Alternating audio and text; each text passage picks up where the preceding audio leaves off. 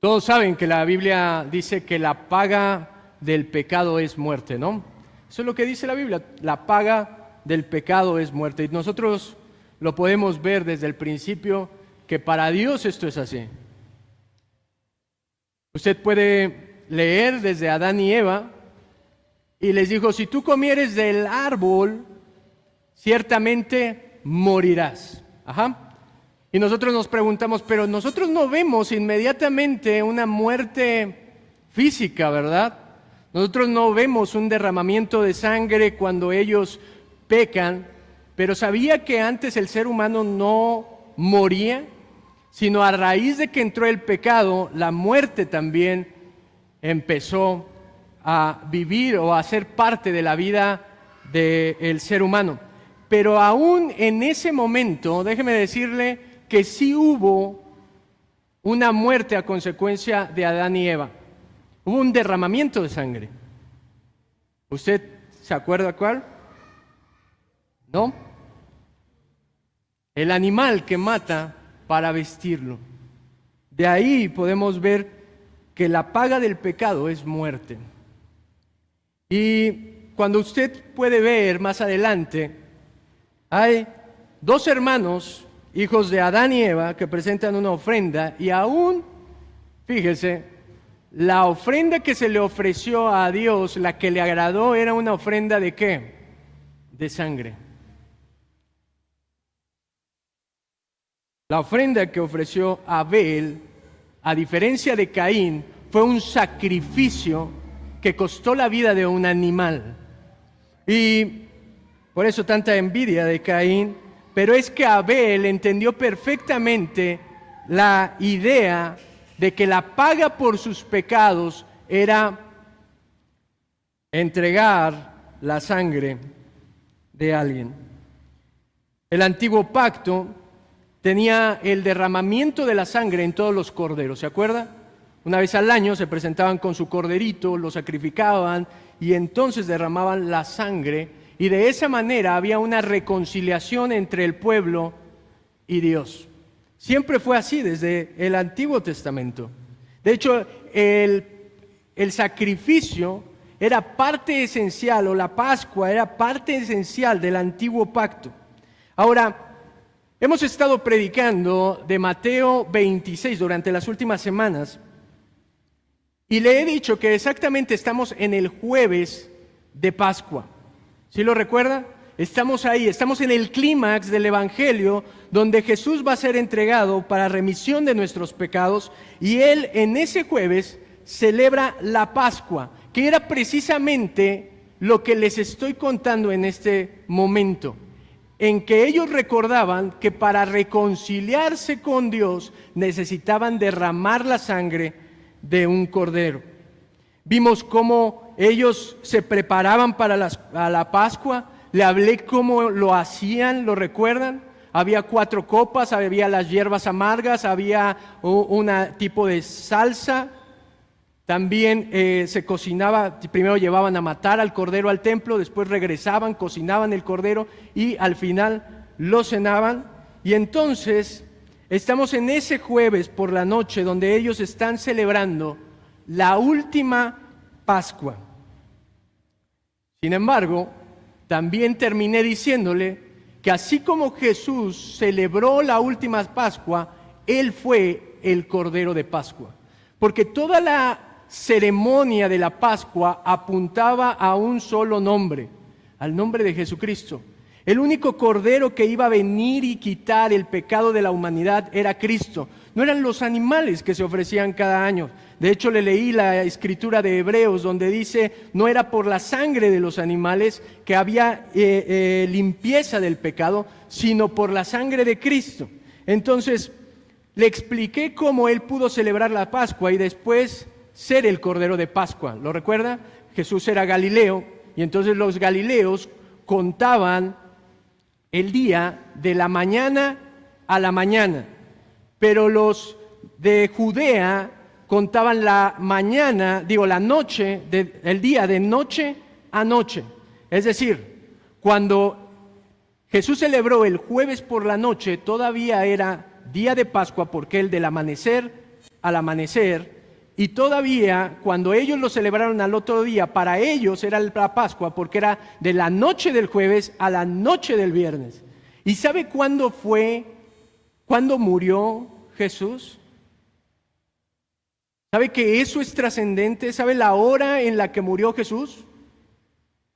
Adivine. Es la hora precisa donde los corderos tenían que ser llevados para ser sacrificados en el templo. Al anochecer. Usted lo puede ver en los evangelios, como cuando el día empieza a caer, es el día donde Jesús dice sus últimas palabras, y mientras Jesús estaba siendo entregado en esa cruz, al mismo tiempo los sacerdotes en el templo estaban degollando corderos. Ahora, era tan importante celebrar esta última Pascua con sus discípulos porque sería la última, al menos validada por Dios, porque es el momento donde Jesús convierte la Pascua en la cena del Señor. No sé si usted había visto esto, os le habían dicho esto, pero en ese momento deja de ser el antiguo pacto de donde el centro era la Pascua para ser el nuevo pacto donde ahora celebramos al Cordero de Dios. Entonces eso es increíble y hoy lo vamos a ver. Hoy veremos 3 cosas de la Cena del Señor que nos ayudan a vivir confiados en el sacrificio de Cristo por nuestros pecados. 3 cosas le quiero hablar de la Cena del Señor que nos ayudan a vivir confiados. Primero quiero que veamos la ordenanza, la enseñanza y la esperanza. Fíjese, hasta me concentré bastante para que todo rimara. Vamos a ver la ordenanza, la enseñanza y la esperanza. Acompáñame ahora sí a Mateo, capítulo 26, versículo 26.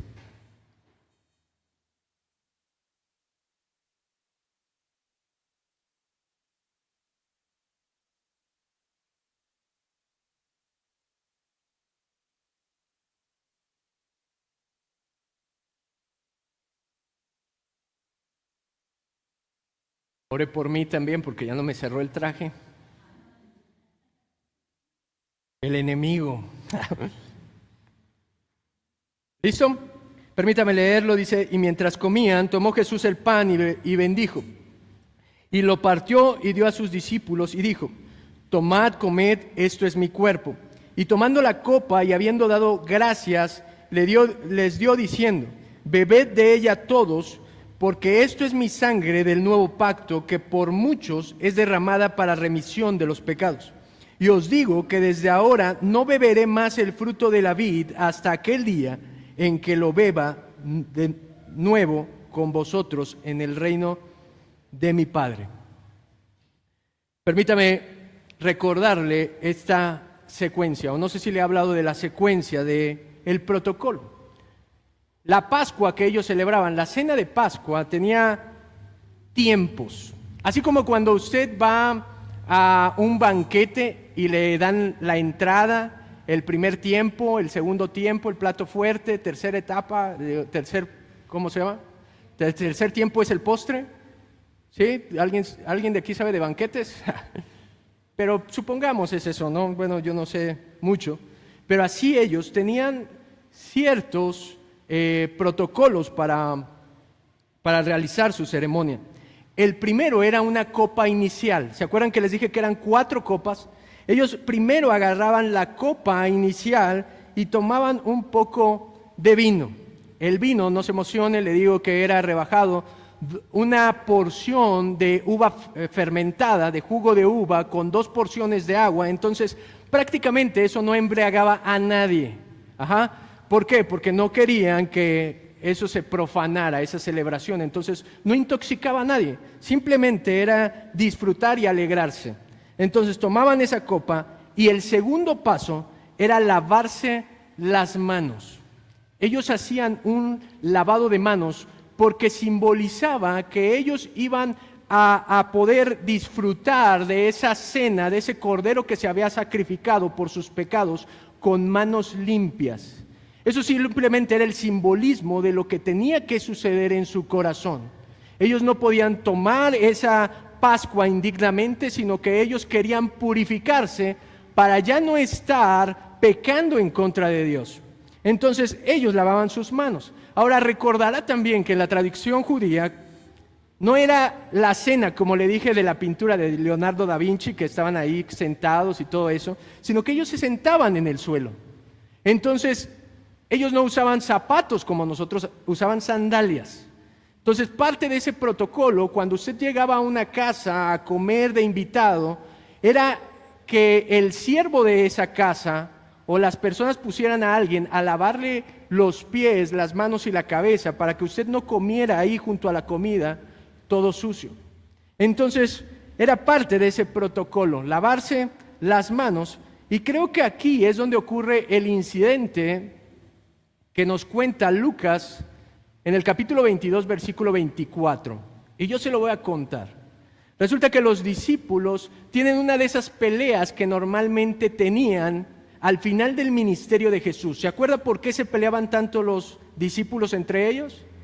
Porque ¿quién iba a ser el mayor del reino? Y esto encaja perfectamente que pudo haber ocurrido en este segundo tiempo de la Pascua, o en este segundo momento, porque era el momento que tocaba lavar las manos y nadie quería hacer el trabajo. Entonces empezaron ahí con su egoísmo a discutir quién tenía que ser el siervo y poder lavar los pies y las manos de los otros. Mire lo que dice Juan 13, versículo 3. Juan nos aporta un poco más de detalle. Dice: sabiendo Jesús que el Padre le había dado todas las cosas en las manos y que había salido de Dios y a Dios iba, se levantó de la cena y se quitó su manto y tomando una toalla se la ciñó. Luego puso agua en un lebrillo y comenzó a lavar los pies de los discípulos y a enjuagarlos con la toalla con que estaba ceñido. Mientras los discípulos en este tiempo empezaron a discutir entre ellos porque nadie quería tomar la posición de siervo, en medio de la cena de Pascua, Jesús les da una de las lecciones más grandes de humildad que el mundo ha visto. Que el maestro se humille para servir a sus discípulos. Esto encaja perfectamente con lo que Jesús enseñó, porque el Hijo del Hombre no vino a ser servido, sino a servir. Él en medio de la cena, en medio de la discusión, dice: no importa que ustedes no lo quieran hacer, yo no solamente voy a lavar sus manos, sino ahora voy a lavar sus pies. Hermoso momento. Pero déjeme continuar con el protocolo. Después de ese segundo tiempo venía el tercero, obviamente, que era el de las hierbas amargas, el pan sin levadura y el charoset, que era la salsa que le dije que preparaban. En ese momento ellos comían esas hierbas recordando la amargura de su esclavitud en Egipto. Tomaban el pan sin levadura, que representaba la influencia de Egipto, la levadura, por eso no comían levadura en ese tiempo, y el charoset, que era esa salsa, esa mezcla que ellos preparaban. El cuarto tiempo era la segunda copa, ahí era momento de echar el segundo trago, y instruía en cuanto al significado de la Pascua. El padre de familia se paraba en la reunión, ¿se acuerda que era una reunión familiar donde solamente podían invitar a la cantidad que se podría comer el cordero o los 2 corderos que hicieran, la cantidad exacta? Y en medio de eso, el padre de familia tomaba la palabra y empezaba a explicar el significado de la Pascua. Y empezaba a recordarles que Dios con mano fuerte los había sacado de Egipto. Daba unas palabras. Entonces después se cantaba lo que ellos conocían el Jalet. Ese sería el quinto paso. Ellos cantaban y Jalet se traduce como aleluya. Es la palabra que hoy utilizamos como aleluya, Jalel. Y era del Salmo 113 al 118. Ese era el Jalel, esos capítulos. Y entonces, ahora sí, en el sexto paso, sacaban el cordero, era como el plato fuerte ahí, y el padre oraba y bendecían y empezaban a comer. Ahora, este es un tiempo muy importante. Esta es la Pascua de Pascuas. Y déjeme explicarle. Para todos los judíos, para todos los israelitas, era la celebración más importante. Era la celebración más antigua. Tenía 1500 años de historia que ellos celebraban la Pascua. Solo piense esto. La celebración de la Pascua fue antes que los sacerdotes. Antes que hubiera sacerdocio, ellos ya celebraban la Pascua. Antes que hubiera un pacto, unas leyes, un pacto mosaico, ellos ya celebraban la Pascua. Antes de que estuvieran en el desierto, ellos celebraron la primera Pascua en Egipto y la Pascua fue ordenada por Dios. No sé si me explico esto. Tenía una relevancia en la vida de todas las personas que adoraban a Dios. No era que a ellos un día se les ocurrió hacer una celebración y un protocolo que a ellos se les ocurrió. No era que estaban celebrando algo como algo nacional, no, era algo mandado por Dios. Quiero que le quede bien claro eso en la cabeza. Ellos estaban cumpliendo al pie de la letra, en tiempo y forma, lo que Dios les había mandado. Pero escuche, esta Pascua que celebra Jesús con sus discípulos en ese año, esa fue la última Pascua divinamente autorizada.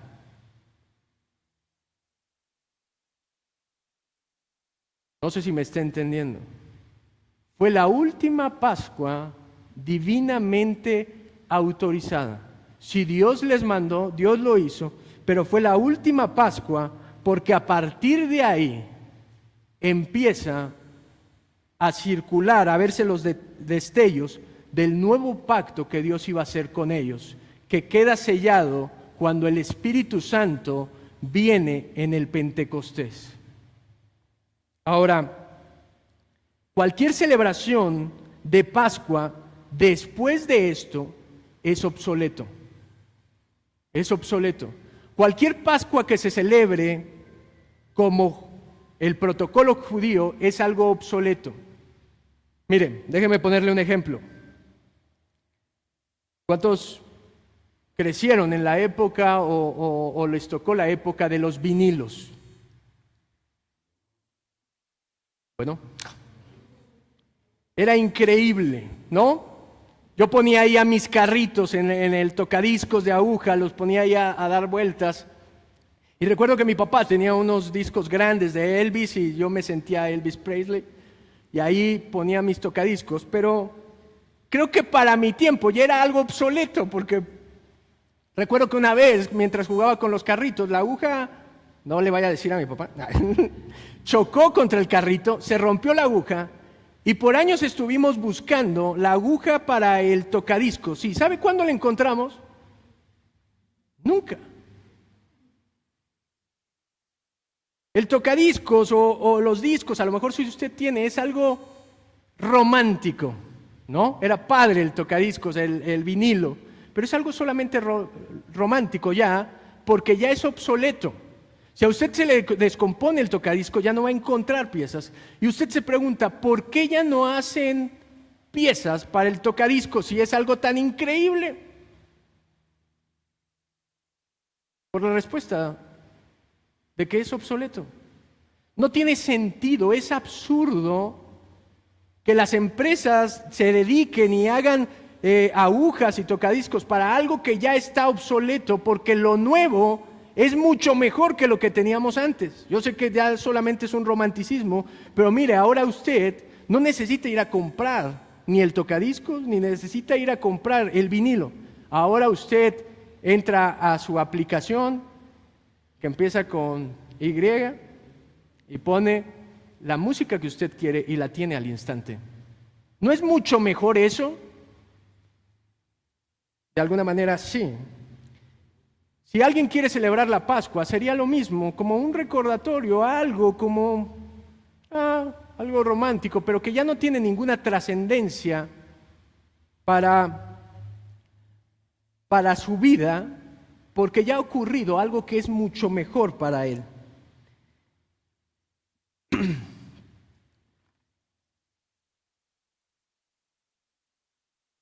Y es que este antiguo pacto ya no está vigente. Eso es mucho más importante. El antiguo pacto que celebraba esa Pascua ya no está vigente. Ya no existe ese pacto. Ya no hay ese pacto condicional donde si obedeces al pie de la letra, la ley, entonces Dios te va a bendecir con muchas riquezas en esta tierra. Y no está vigente y nos conviene porque déjeme decirle que nadie podía cumplir la ley perfectamente. A lo mejor usted se emociona cuando lee Deuteronomio 28, pero la mala noticia es que nadie podía cumplir el estándar de Dios a la perfección.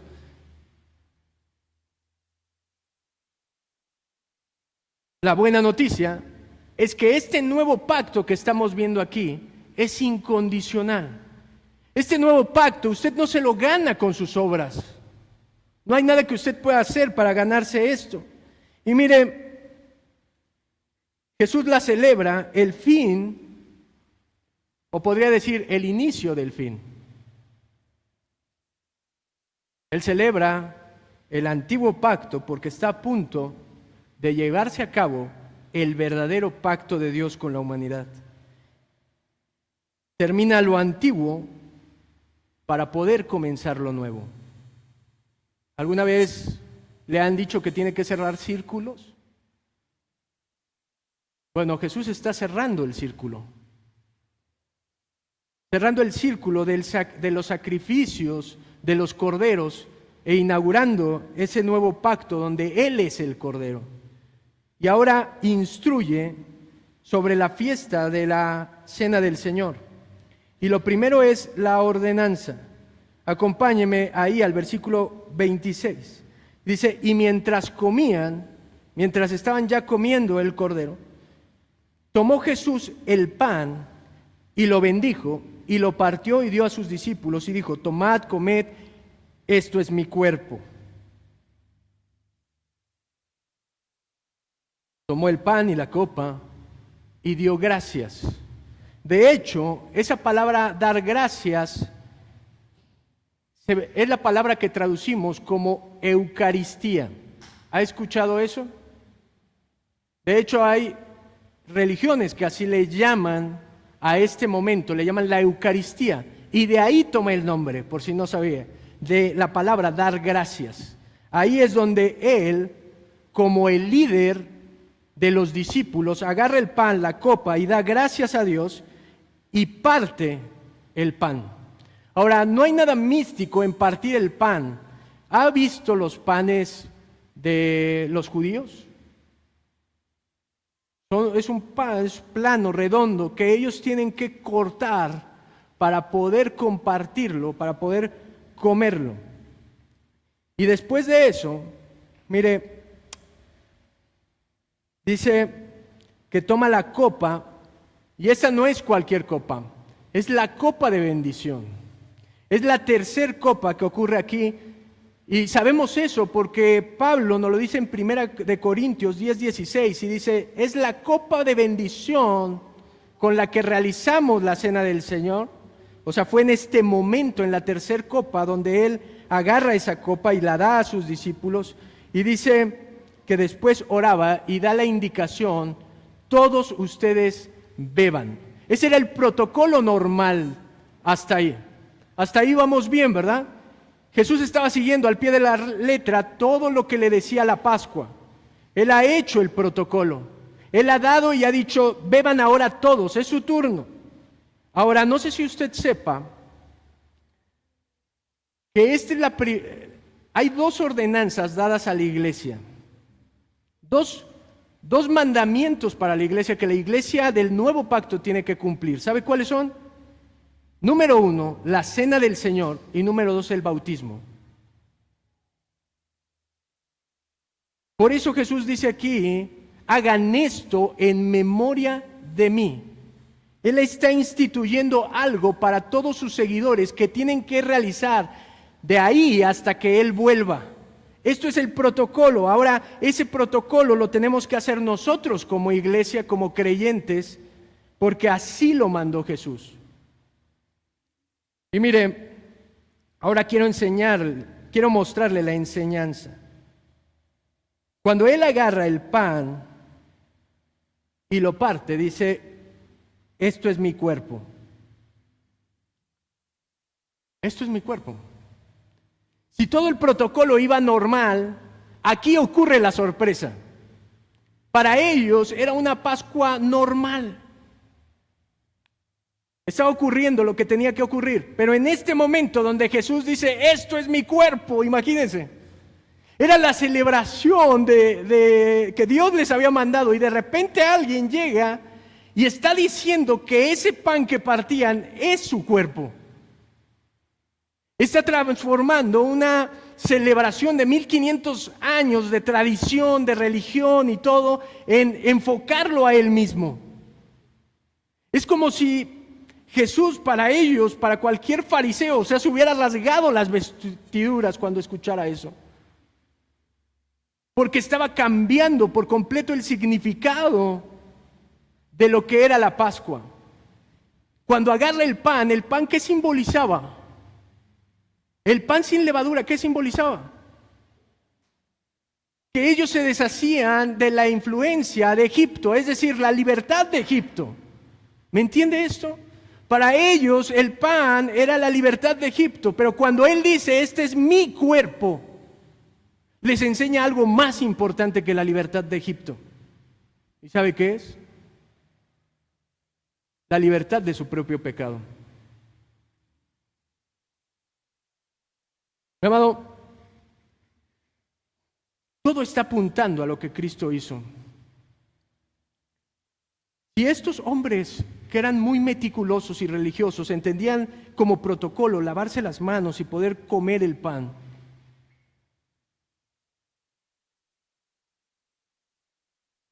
para entrar con un corazón limpio, ¿no debería de ser la misma actitud que todo creyente tiene cuando recuerda el sacrificio de Cristo a su favor? Cuando nosotros recordamos que hubo alguien que se entregó por nosotros en esa cruz para nuestro pecado, ¿no nosotros tendríamos que limpiar nuestro corazón de aquello que nos libertó Jesús y venir a la iglesia, a Él, con un corazón dispuesto? Yo le he dicho muchas veces, usted puede pasar toda su vida en la iglesia y perderse para siempre. Usted puede venir aquí desde niño celebrar la cena del Señor e ir al infierno por la eternidad. Porque no hay obra que nos salve. No es un protocolo el que nos salva. Es que yo me arrepentí, creí en el sacrificio de Cristo a mi favor. Nosotros no nos salvamos por buenas obras o porque usted asista a una iglesia en particular o que usted haga algo para la iglesia, sino porque nosotros en humildad venimos a buscar a Jesús, nuestro único y Salvador. El único cordero que puede quitarnos el pecado no eran los animales que se ofrecían en ese tiempo, era el Cristo que se ofreció por nosotros. Y escuche, solo quiero aclararle algo. Cuando aquí dice que partió su cuerpo, no significa que lo que está refiriéndose a que tiene que ser partido o molido cuando usted lo mastica. Hay quienes creen eso. La religión tradicional enseña eso, que hay una transubstanciación. Y eso significa que el pan se convierte literalmente en el cuerpo de Cristo. Y que cuando usted lo parte, está partiendo el cuerpo de Cristo. Cuando usted lo mastica, está moliendo el cuerpo de Cristo. Pero déjeme decirle por qué no puede ocurrir eso. Porque la Biblia dice que sus huesos no fueron fracturados. Porque la Biblia decía en el Antiguo Testamento que los huesos del justo no serán quebrados. Y eso fue lo que ocurrió cuando estaban ahí en la cruz. Los huesos de Cristo no fueron quebrados, como era la tradición romana de la crucifixión. Él no literalmente rompió sus huesos.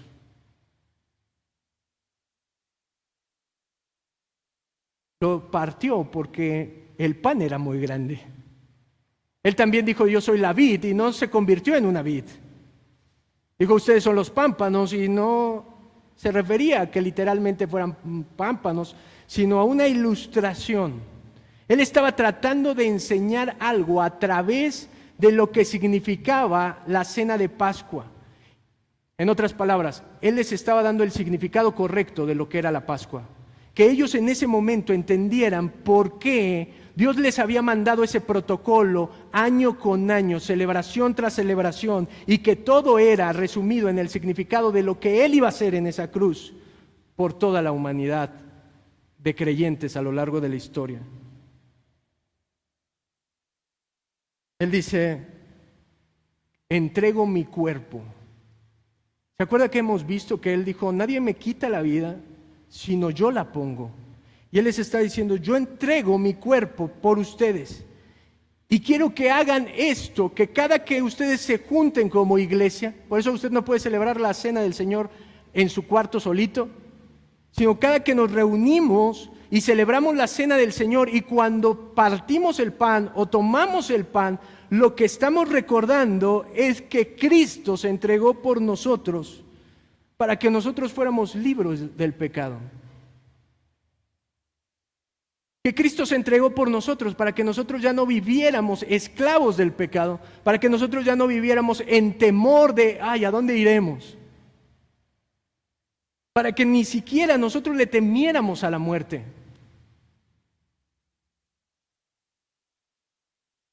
Versículo 28 de Mateo 26, ahora Él dice, después de tomar la copa y dárselas, porque esto es mi sangre del nuevo pacto, que por muchos es derramada para remisión de los pecados. No solamente se conformó con el pan, sino ahora la sangre. La sangre, y esto es importante, porque siempre que había un pacto, siempre iba acompañado del derramamiento de la sangre. Siempre que Dios hizo un pacto, derramó sangre. Cuando hizo un pacto con Abraham, ¿se acuerda? Él mató los corderos y hubo derramamiento de sangre, y durmió a Abraham, y el ángel de Dios pasaba por una y otra lado, ¿se acuerda? Derramamiento de sangre. Cuando hizo un pacto con Noé, que usted identifica como el arco iris o la señal de ese pacto, hubo un derramamiento de sangre. Y cuando hizo el pacto con el pueblo, ahí como líder Moisés, también hubo un derramamiento de sangre. Siempre que había una relación, un pacto entre Dios y los hombres, siempre se derramó sangre. Cuando Dios trajo reconciliación al mundo, siempre lo hizo a través de la sangre. Mire, yo le dije la semana pasada que usted se imaginara, eran 250,000 corderos aproximadamente por año lo que mataban los sacerdotes en una celebración de Pascua. Cuando los sacerdotes estaban ahí matando corderos, esos miles de litros de sangre eran el recordatorio del costo de la reconciliación. Todo ese río que bajaba por un lado del templo era un recordatorio de que la paga del pecado es muerte, de que el pecado te destituía de la gloria de Dios, te alejaba de Dios, y que para que pudiera haber una reconciliación, para que estuviéramos cerca, había tenido que derramarse litros de sangre inocente.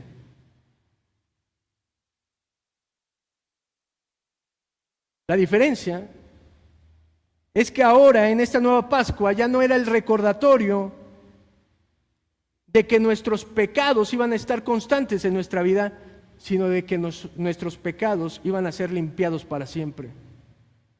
La preciosa sangre de Cristo limpió nuestros pecados pasados, presentes y futuros de todos los creyentes. ¿Alguna vez ha escuchado que la sangre de Cristo tiene poder?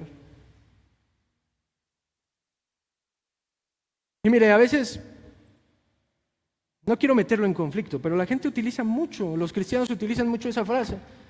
La sangre de Cristo tiene poder y todo, la sangre de Cristo tiene poder, tiene poder.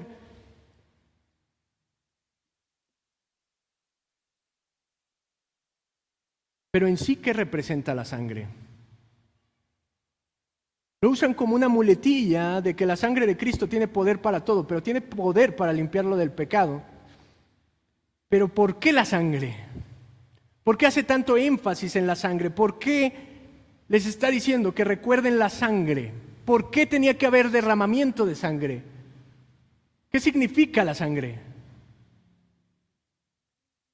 La vida. La vida. De hecho, la palabra en hebreo para muerte tiene que ver directamente con sangre, con derramar sangre o con quedarse sin sangre. Esa es la idea. La sangre, escuche, la sangre de Cristo no era diferente a la nuestra. No era de que Él era de otro color o que la sangre de Cristo en sí tuviera el poder, sino que Él lo que hizo fue poner su vida. No sé si me estoy explicando. No hay algo mágico en la sangre de Jesús. Simplemente fue la sangre de un hombre justo como no la había. Fue la vida de un hombre que no pecó nunca contra Dios, que eso nunca lo hemos conocido.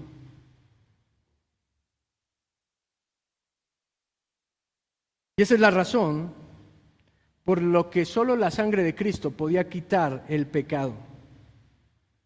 Fuimos salvados, entiéndame con esto, por su vida. Por eso el justo murió por los injustos, porque Él puso su vida en esa cruz para morir y derramar su vida en esa cruz para que yo no recibiera lo que a mí me correspondía.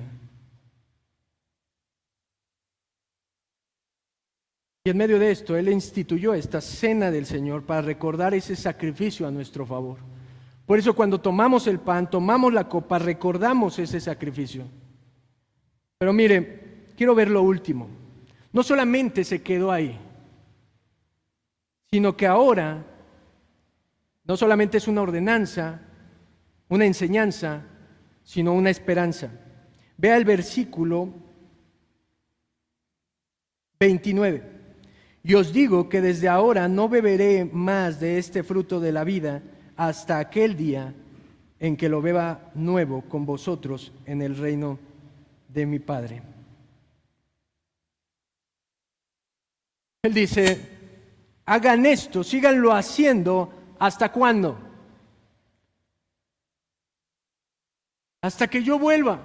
Celébrenlo juntos hasta que yo regrese. Es un mandato para la iglesia, para todo creyente, hasta que Él regrese. Mi amado, yo quiero que se ponga en los pies. Imagine que usted está ahí, que usted es un discípulo y está celebrando eso. Usted empieza a celebrar nomás la Pascua y de repente se convierte en algo que usted nunca había conocido.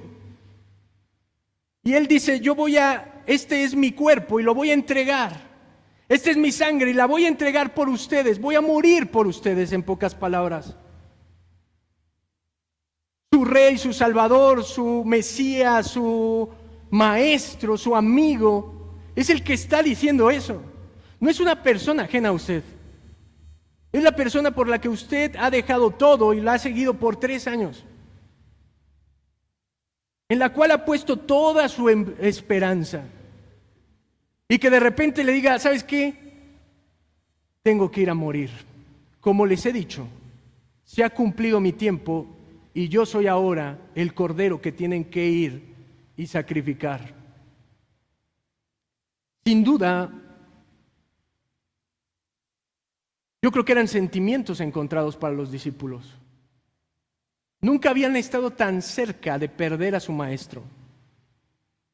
Nunca había sido tan explícito el decir que él iba a morir y por qué tenía que morir.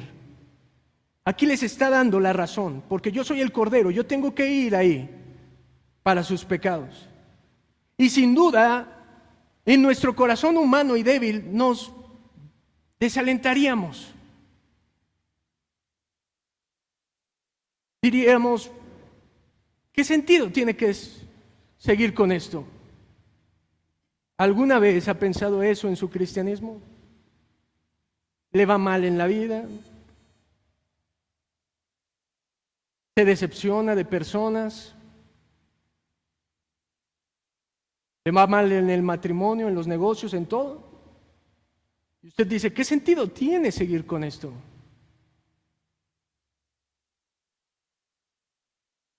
Número uno, la razón de eso es porque dejamos de ver a Cristo y nos empezamos a ver en nuestra situación nosotros. Porque dejamos de que importe más Cristo e importamos más nosotros. Pero cuando venimos a la cena del Señor es un recordatorio de quién es lo más importante en su vida. No es su trabajo, su negocio, su familia, lo que sea. Es Cristo. Si Cristo es su primer lugar, va a estar bien con todo. Va a estar contento con todo, tenga mucho, tenga poco. Eso es por lo que Pablo dice la frase, todo lo puedo en Cristo que me fortalece. No importa lo que esté pasando, si todo lo tengo en Cristo. Pero mire, la otra cosa, no sé si ellos pensaban que de aquí en adelante se iba a poner peor la cosa y los iban a perseguir. No sé si eso lo tenían claro. Pero hay un motivo por el cual seguir fiel a Cristo, pase lo que pase. Y este es el motivo que me recuerda la cena del Señor. ¿Sabe? No solamente Él dio su vida en esa cruz para quitar mis pecados, sino que Él va a regresar a reinar con todos los creyentes. No sé si lo puede entender. Cuando celebramos la cena del Señor, lo que estamos recordando es: en esta tierra tendremos aflicciones, pero no pasa nada porque Él ha vencido el mundo. Yo voy a seguir perseverando, creyendo, luchando por parecerme más a Cristo, porque al final, un día, estaré ahí con Él cara a cara. Mi amado, ese era el recordatorio para los discípulos. Les está diciendo, cuando celebren esto, recuerden que yo les dije que iba a regresar y yo voy a cumplir que voy a regresar. Cuando estén juntos y recordemos eso, hagámoslo hasta que el reino de su Padre esté instaurado en esta tierra. ¿Sabe que este momento los evangelios lo mencionan? Este es como decirles, voy a ir y morir, pero voy a regresar. No se olviden de eso. Mi amado, no viva esta vida sin recordar que Él va a regresar. Si no, se va a enfocar en este mundo, se va a enfocar en su satisfacción, en sus deseos egoístas.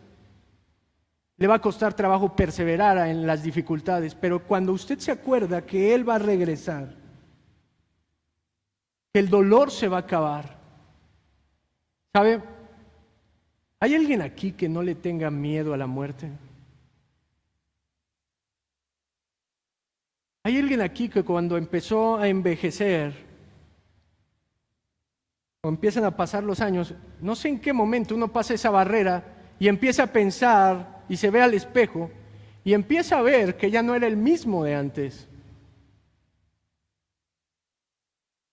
Y mire, nuestras canas, nuestras arrugas son un recordatorio de que esta vida en esta tierra se va a acabar.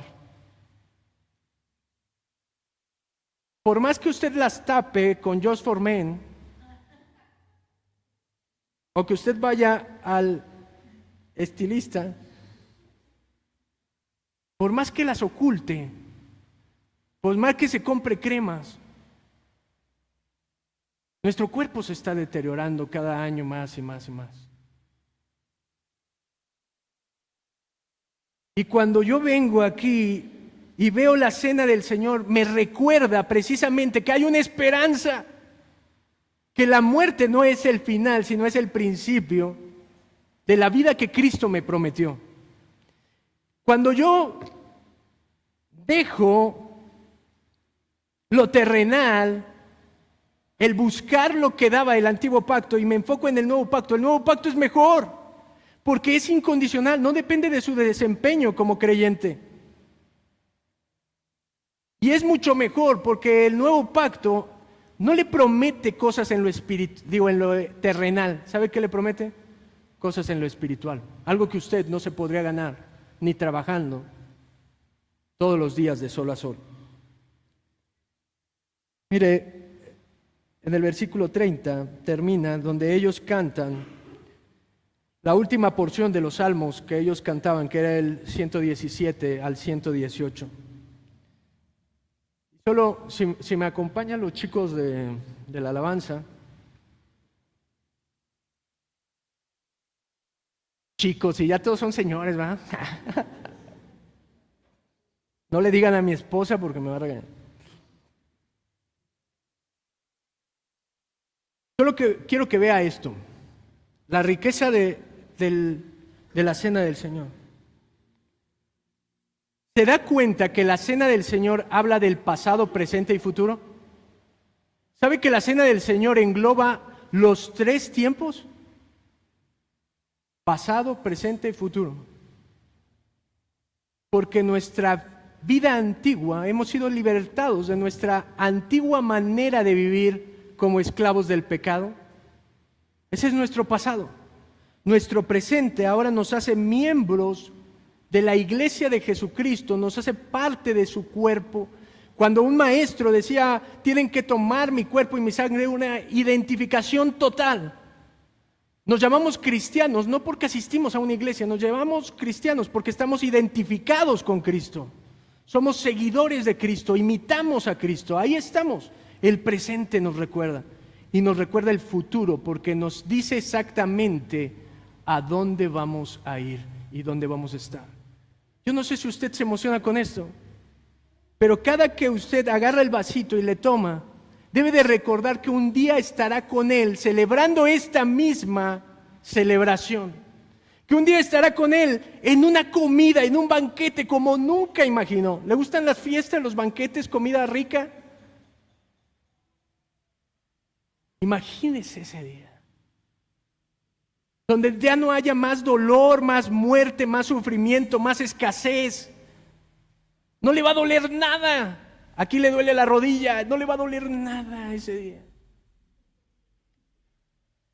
En este día le preocupa todo.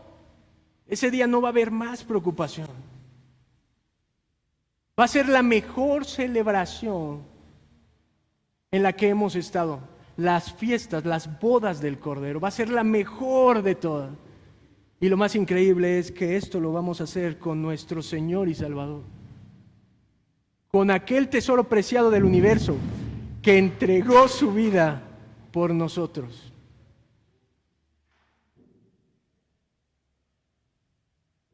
¿Se da cuenta de eso? Con aquel que ha sido el tesoro de nuestra vida. Si usted lo conoce y es cristiano, es el tesoro de su vida. Es el amor de su vida. Y un día va a estar ahí con Él. Así como cuando ansiaba ver a su novia o a su novio que iba a ir y visitarlo a la casa. Imagínese, por años lo hemos estado esperando y ese día va a llegar y vamos a estar ahí a la mesa de Él, convidados por Él, sin pagar nada. Él lo pagó todo en esa cruz. Él pagó todo para que usted entrara ahí. Y mi amado,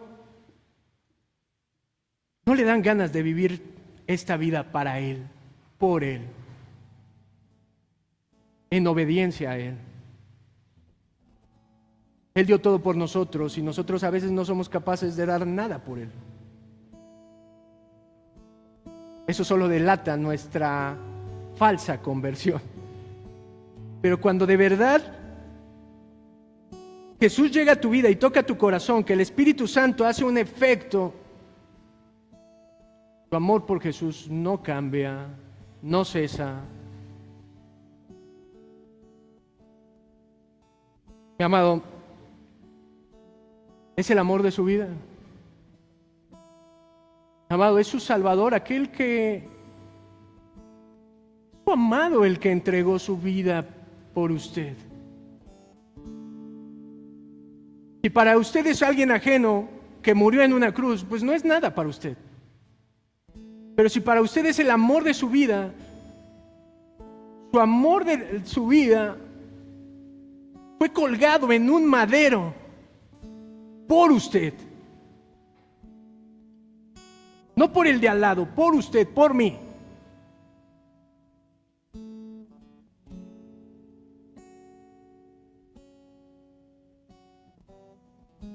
nunca vuelva a tomar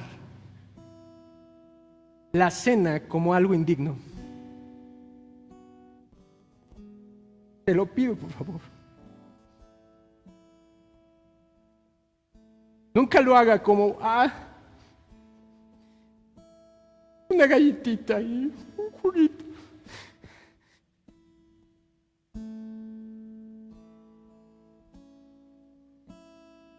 No me falte el respeto así.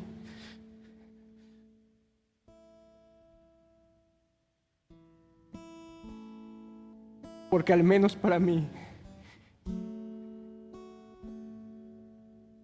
es el recordatorio de que mi amado murió por mis pecados. Yo pido perdón por las veces que yo lo he hecho así. He pasado mucho tiempo en las iglesias, falsas iglesias, donde no importaba cómo agarrabas el pan o lo que hacías. No importaba cómo te ibas a tu casa y lo que eras. Si usted entiende este sacrificio que celebramos, usted no puede regresar a su casa igual. Usted no puede regresar a su casa a ser infiel, un tranza, lo que sea.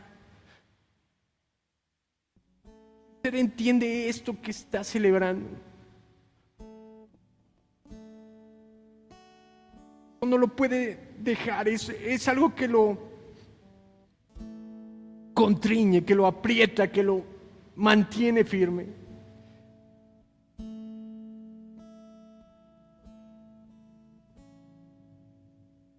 Mi hermano, cuando se sienta débil, acuérdese que Él fue fuerte para ir a esa cruz.